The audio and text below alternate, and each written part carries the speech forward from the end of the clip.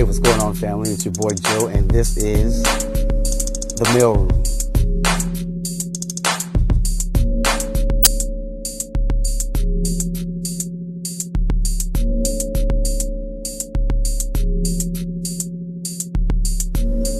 All right, so today you see I have on the Black Mercy hat, and there's a reason for that. Today's not going to be a very comfortable topic. I don't think this is going to be a real popular one. I'm going to be talking a little bit today about church hurt. Yes, church hurt.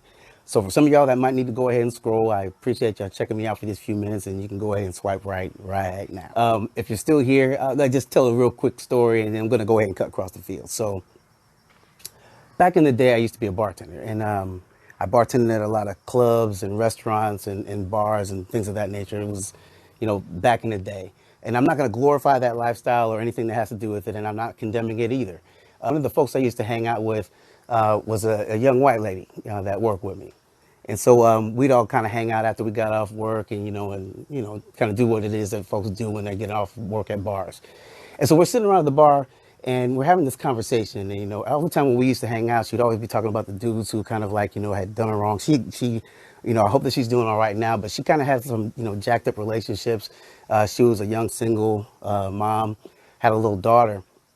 And one of the things that we were talking about was just, kind of like, I was like, one day, and this, like I said, the adult beverages may have had something to do with this, but I was like, how come you never fool with any black guys? How come you don't mess with brothers?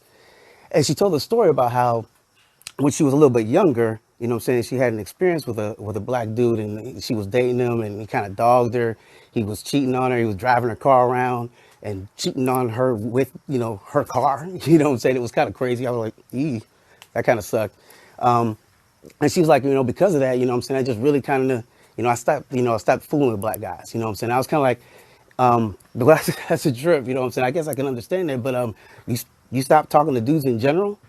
And she was like, nah. I mean, just that experience for me kind of was just, it kind of put me away. And I just, kind of just made me kind of think about, brothers a little bit different. And I was like, so you don't have a problem dating with, dudes who actually have hurt you or, cheated on you or anything like that. She was like, well, no, what do you mean? I was like, well, your baby daddy is white, and all these toxic relationships that you've been in, they're white dudes, but you ain't stopped dating white dudes.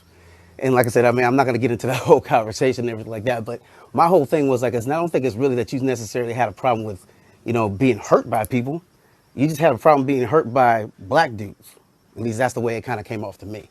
And I kind of explained to her a little bit. See, I was like, when you kind of even put that out there, it justifies how other people who may actually not really have a problem with this dating black guys, but have a problem with black guys, can now kind of like be like, well, that's the reason why I don't fool with them. Because you've actually put that out there. And you can kind of reinforce what they already had a problem with, interesting, and it kind of made me feel some kind of way. Well, here's the thing. I believe in church hurt, and I do believe that that's a real thing, but I believe that it is really just people who hurt people. And unfortunately, just kind of like the same way as that young lady had a little bit of a problem with brothers and she put off her hurt on brothers. Sometimes when we talk about church hurt, we have a problem with the church. And because the church hurt us, then it kind of justified what we already kind of felt. And I'm not trying to condemn like I said, I'm not trying to say that church hurt or being hurt by church people is not real. But what I do want to say this is that the same way as I felt when I was like, well, when you just sit there and you say out there to folks that you don't mess with black guys, you're telling folks out there that already have a problem with black guys that it's okay to feel how they feel. When we as church folks go around here talking about church hurt, we give a chance to all those people who already have a problem with the church to justify how they feel. And what they end up doing now is they have an excuse not to fool with the church. Not really because they don't really, but they didn't want to deal with the church in the first place, but we've given them a reason. And I would even go a little bit further to say this, and this is kind of like a, self-condemnation here.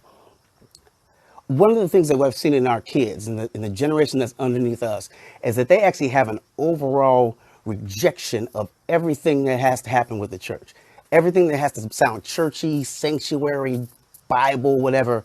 They don't want to have anything to do with it. And here's the thing. I'm not sure if they got that from the world. We always want to blame it on the internet or, social media that's made the church look bad. I don't think so. I think part of it has to do with the fact that we, their parents, were always talking about church hurt and how the church did this and how the church is a hypocrite. And those kids underneath us heard us talking about the church that way. You know, we want to blame Lucifer and the devil for a lot of stuff, but I don't know. I think we may have to kind of take a little internal look at that.